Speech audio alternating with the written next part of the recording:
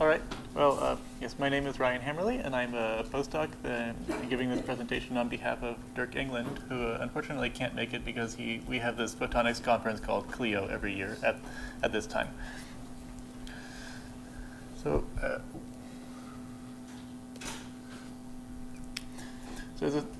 this talk, like many of the other talks, is about accelerators for deep learning. So I don't think I need to introduce this by this point.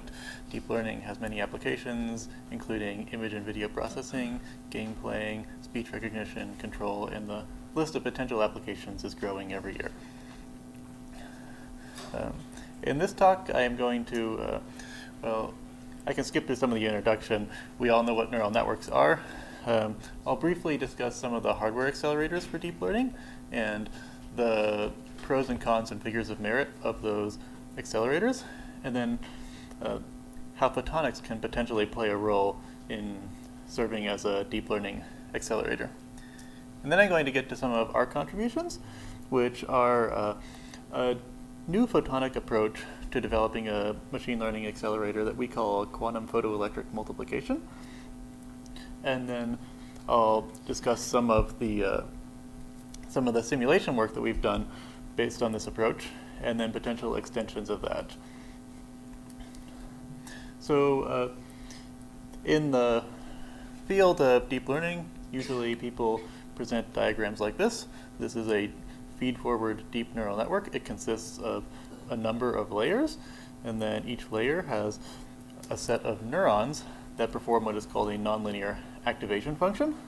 And then there are a set of connections between neurons called synapses.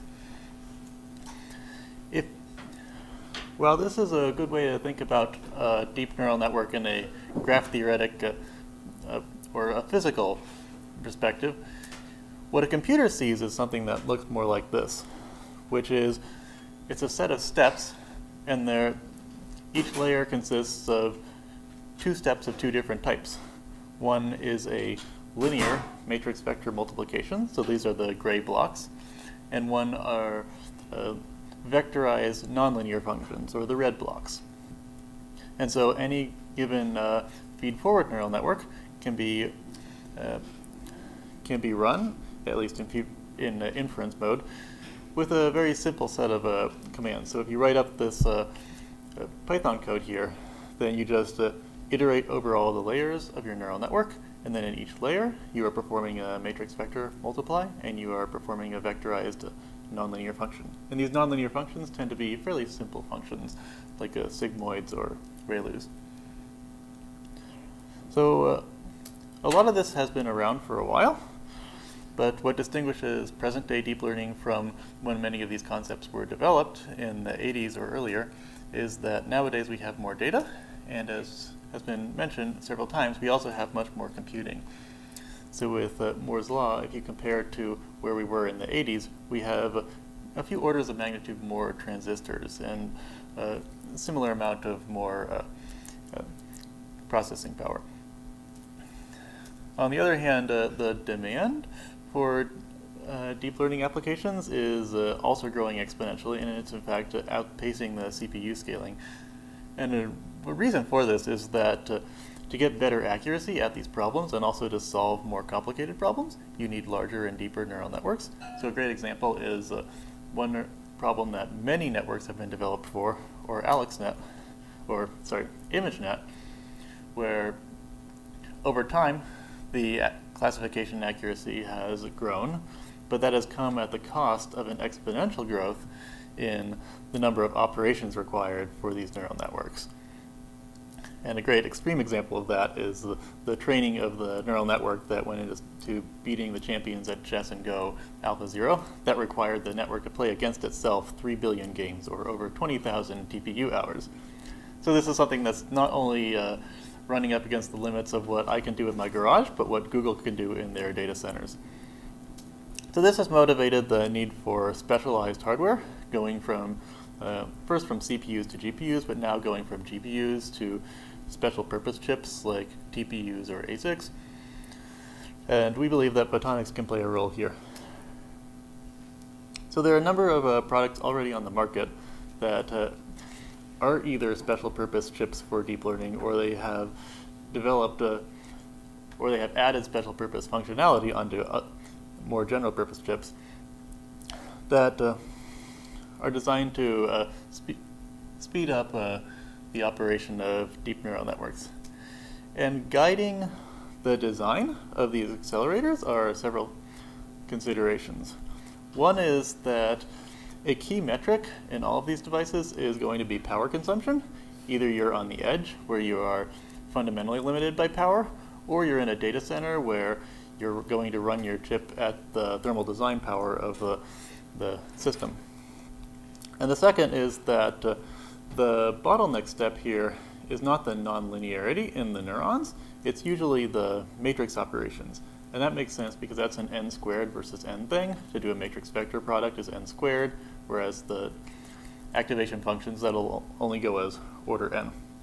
And the third, and this is something that Vivian had talked about earlier this morning, is that data movement and memory access, rather than processing, usually are what dominate the energy consumption here. Now, there's a bug there. The goal that I'm going to talk about is trying to build a photonic neural network that beats the state of the art of all of these digital CMOS processors. And in particular, in this talk, I'm going to look at trying to beat the state of the art energy consumption figure there, the 1 picojoule per Mach. Now what we're doing, it's different from just building an optical computer. If you want to build a general purpose optical computer, you will immediately run into a number of roadblocks. One of these roadblocks is that a general purpose computer is built out of gates or transistors. And gates or transistors require nonlinearity. Nonlinearity is pretty straightforward to get in electronics, but in optics, optical nonlinearity exists, but it tends to be very weak. So in order to operate at the required energy levels, you need to work with very small high Q resonators. So that's pretty hard in photonics. Also, memory is pretty easy to get in electronics, but in optics that's hard just because photons like to be free and they fly everywhere. Gain is something that you can get in both electronics and in optics if you have gain media that are usually off-chip. On the other hand, if you are interested in communication rather than computing, then you find that optics is a better platform for that. So in electronics, communication is pretty straightforward over wires, but you have limitations to your bandwidth and also the energy consumption of those wires. Fundamentally, on the chip, it's this CV squared charging of wires between points on a chip. Whereas in photonics, provided that you can get your signals into an optical form, then propagating through optical waveguides is essentially free. And that's also true not just for one-to-one communication, but also for fan-out. A third aspect of computing that is especially relevant for deep neural networks is how well these two platforms can perform linear algebra. So if you restrict yourself to digital electronics for a moment, then linear algebra is hard because you have to express your linear algebra operations in terms of these BLOS operations, which are a bunch of multiplies and adds. So there's a big overhead there. But if you want to do things in photonics and you're willing to work in analog, that actually becomes fairly easy because the Maxwell's equations are linear equations. So if you have a way of manipulating the medium through which light propagates, then you're able to solve these linear algebra equations at potentially zero energy cost in optics. And so given that most of deep learning is linear algebra in terms of the rate limiting step, and that linear algebra is mostly can be implemented with passive linear optics, this is a potential way to provide high-speed acceleration for these problems using photonics. So motivated by that line of reasoning, a year before I joined Dirk's group, our group worked on what we call the programmable nanophotonic processor optical neural network. And this is work that was done in collaboration between Dirk and Marin Soldachik's group, also at MIT. The idea here was that you want to create some kind of a nanophotonic chip that if given inputs, which are encoded into the optical fields that come into each of your waveguides coming into the side of the chip, you want this chip to be able to perform a programmable matrix vector multiplication so that the outputs, which are the elements of your output vector, that vector is equal to some matrix, which is encoded by the states of this device, times the input vector. And the way that works mathematically is that what we have here are a bunch of tunable beam splitters. And these beam splitters will mix the input from channel 1 and channel 2. There's some mixing angle, and then there's some output phase. And if you cascade enough of these beam splitters, you can get all of the degrees of freedom in your matrix, which allows you to fully program your matrix. And there are theorems that prove that this works. So this is the demonstration that our group did is it's a photonic chip of this size. You can see it's not small. It's a couple millimeters. And on the other hand, the neural network is pretty small. It's 4 inputs, and it goes to 4 outputs. But it is a promising approach. And so based on that approach, the group spun off 2 startups. One was mentioned earlier, that was Lightelligence, and the other is Light Matter. And they have so far acquired quite a bit of funding from Google Ventures and Baidu, and they're trying to tackle this approach to photonic machine learning. There are, however, a couple of challenges to this approach and to many photonic approaches. One is that the chip area, this type of device is very hungry in terms of its chip area.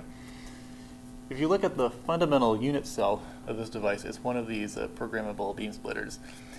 In a programmable beam splitter, to be programmable, it needs to have programmable phase shifters. And in optics, programmable phase shifters tend to be pretty long because the change in the optical index you can acquire by something like thermal heating is fairly small.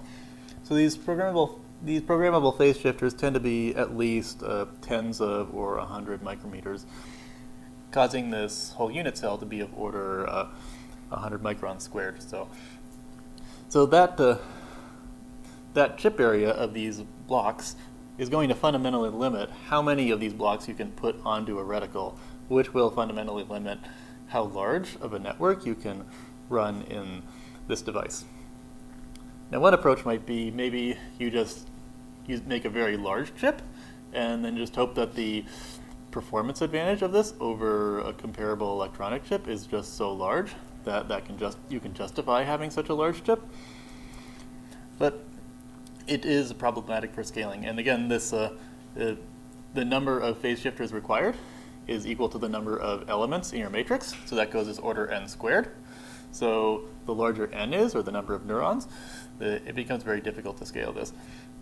In addition, there is an error propagation issue where each of these beam splitters has an error that propagates all the way down.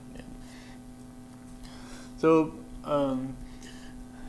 we had some collaborators at Lincoln Lab that looked at the feasibility of this approach, and they came to the conclusion that it's probably going to be difficult to scale beyond hundreds of optical neurons, at least on a normal-sized photonic chip. And based on that, we have been working on a new approach, which is what we call quantum photoelectric multiplication. And this is based on the photoelectric effect, which is an effect that was discovered just before the turn of the century. And in fact, the understanding of this effect was one of the catalysts for the development of quantum mechanics. So what you have is light, which is an electromagnetic wave. It is incident on a metal, and as a result of that, you get a photocurrent. The photocurrent only occurs if the frequency of the light is sufficiently high, or the wavelength is sufficiently small. And that was the insight that ultimately led Einstein to realize that light is quantized into photons. But what's relevant for us is not so much that fact, but rather the fact that the photocurrent scales as the intensity of the light, and the intensity of the light is proportional to the electric field squared, rather than the electric field. So this provides for an optoelectronic squaring function, where you start with an input which is encoded as E of t, and you end up with an output, your current, which is proportional to E squared. And that can be used in combination with a beam splitter to do something that's called Homodyne Detection, which, if you have a digital encoding of your data, is a way to do an optoelectronic XOR gate. So how that works is as follows. You have your inputs encoded into the phases of your optical pulses. So phase 0 would be a 0, and then a phase pi would be a 1. And that light goes through these beam splitters. The beam splitter, as I mentioned, it has a mixing angle. Here it's a 50-50 beam splitter, so coming out the top port is going to be the sum of your two electric fields, and coming out the bottom port is the difference of the two electric fields. Then both of those go into photodetectors, and the photodetectors square your signals. And if you encode your output in terms of, again, 0 goes to a plus voltage and 1 goes to a minus voltage, then the combination of your beam splitter, which replaces x and y with the sum and the difference, and the photodiode, which does squaring, it can give you a 1 in the two cases where the XOR should give you a 1, and then a -1 in the cases where it should be -1. This works not only for binary data, but also for analog data. So you can take two inputs x and y, and then send them through a beam splitter, and what you get out is x plus y over root 2 and x minus y over root 2. Then you send those into photodetectors. You get the square of that minus the square of that. So you get the x squared and y squared cancel out, but you get a cross term left over. So the total current coming out of this Homodyne detector is going to be the product between x and y. So that's a way to do an optoelectronic multiplication between your optical signals if the output is electronic. And a great thing about this is that it is very easy to convert this multiplier of numbers into a multiplier of vectors, or a vector dot product, just by encoding your data in time. So if I encode a vector as a train of pulses here, then it's very easy to multiply two vectors just by sending in the two pulse trains, interfering them on this beam splitter, and then integrating the photocharge that comes out. And a vector-vector dot product is a key component of a matrix vector product, which is what we need to do the linear algebra for any kind of deep learning. So you just imagine you have this system, which to multiply two vectors only contains 3 components, and you just tile these. Then you'll get a system that looks like this, where here I have a bunch of pulse trains that encode the weights of my neural network. So this is a matrix here. I have n pulse trains coming in, and I have one pulse train encoding the inputs of the neural network, or of the neural network layer. Now the inputs get fanned out to every Homodyne detector, whereas the weights are mapped 1 to 1. And in each Homodyne detector, you are of course performing the interference and then the photodetection and subtraction. So in this way, if you start with data that is encoded optically into the amplitudes of these pulses in this pulse train, then you'll end up with data that is encoded electronically into all of the voltages that come out of these N detectors. Then you can, in electronics, perform the nonlinearity, where it's easier to do nonlinearities in electronics than optics, and then reserialize the data, send it onto an optical modulator, and then send it out to the next layer. So this was the proposal that we came up with for an optical neural network, which is based on this photoelectric multiplier, and then also this time encoding. And a big advantage this has over the previous scheme is that now we're much less hungry for our chip area.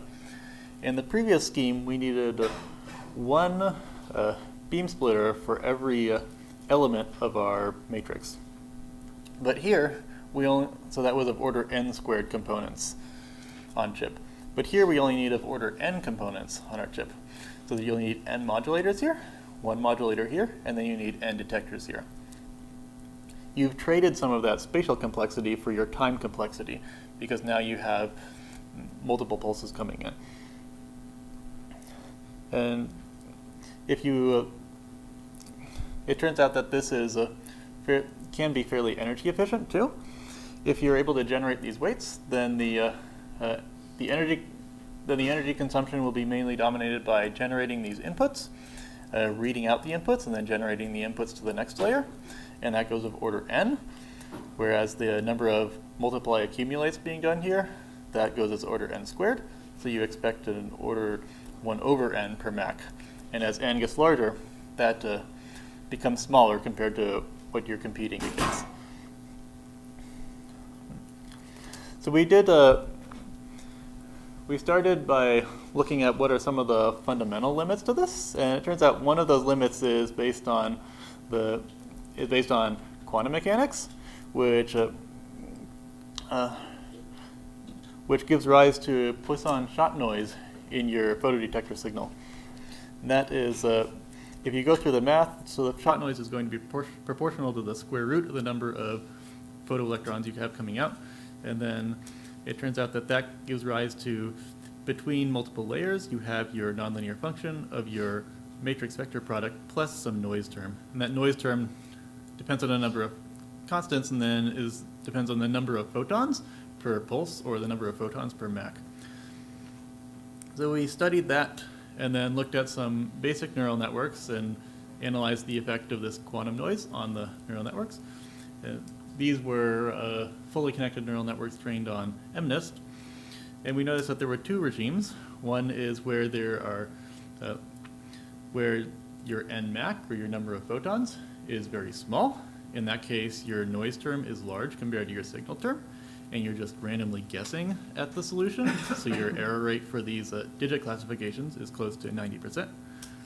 Then there's the regime you want to be in, where the signal to the noise is large, and there this Nmac has to be large. And then you get the same performance as a digital system. And then there's a crossover point where this sets the theoretical lower bound for the energy consumption of this device, the optical energy below which the error starts to increase dramatically. And it turns out that for these neural networks is close to around 100 zeptojoules per op. So if you reverse that, that indicates that the theoretical quantum limited performance is of order exaops per watt. Of course, there are other more practical limitations, especially to near-term devices' energy consumption. So if we look at state-of-the-art CMOS electronics like the TPU, they tend to operate at this of order of picojoule per Mach regime. If you're limited by the input-output energy, assuming things like reasonable numbers for modulation and detectors, then for near-term technology of order picojoules, then you would get this line for our proposed system. If then you look at some more speculative work that's being done in very low energy, closely integrated modulators and detectors for on-chip optical interconnects, this is emerging technology that can go as low as a femtojoule per neuron. So in the long term, that might be possible.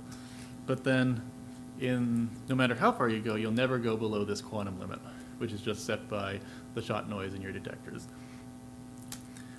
Useful problems for deep learning tend to reside in this regime, where you have a connectivity of order hundreds to thousands. So that means we believe that you have a 10 to the 2 to 10 to the 3 improvement possible versus a digital CMOS, current digital CMOS with potentially near-term technology. And as this improves, that may grow larger. Now, a final point that's rather interesting is if you look at the Landover limit for irreversible digital computation. So the Landover limit is kT log 2, and that's 3 zeptojoules. But that's 3 zeptojoules per gate.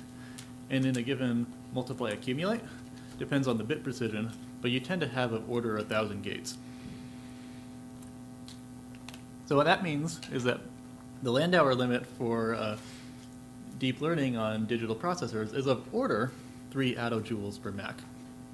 And the standard quantum limits for these optical neural networks are just already below the Landover limit, suggesting that in principle it is possible to go below the Landover limit in such photonic systems. And that's not entirely absurd, given that photonic systems rely on reversible components, which break the assumption of the Landover limit. But it is kind of exciting. So I think I'm running out of time. How much time do I have? We're running out of time. Okay. Okay, well, I think I can conclude there. And thank you all. And if you're interested in more, you can look at these papers. Thank you. Question for Ryan? Yes, fine. So you mentioned the cost of, in slide 17, do you include the cost of accessing the memory that holds all these inputs, weights, and so on? Oh, so that was the next slide. The next slide was what about the weights? And the answer is that you actually need to do matrix-matrix, not matrix-vector, so you get reuse of those weights. Otherwise, otherwise improving the compute is not going to matter if you always have to access the weights from memory. And we do have proposed schemes to do the matrix-matrix that are also pretty nice in terms of the use of photonic components. So what's shown here is basically two 1D SLMs, which could be fabricated on nanophotonic chips that only require order n components. And then you have a photodetector with an order n squared components. What's nice about this is that you get the optical routing through free space, which is difficult to do in either nanophotonics or electronics.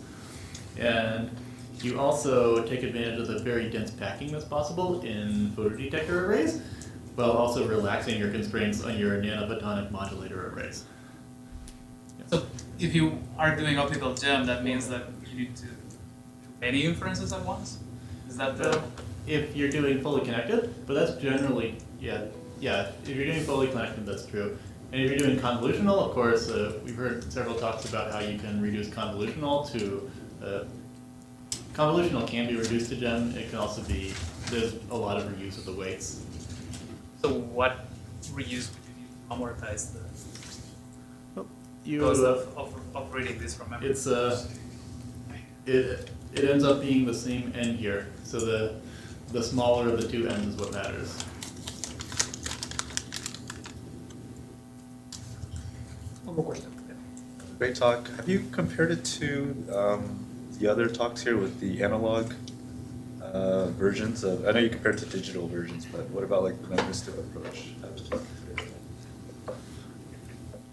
Not rigorously. I can say I've looked over some of the papers related to memristor arrays.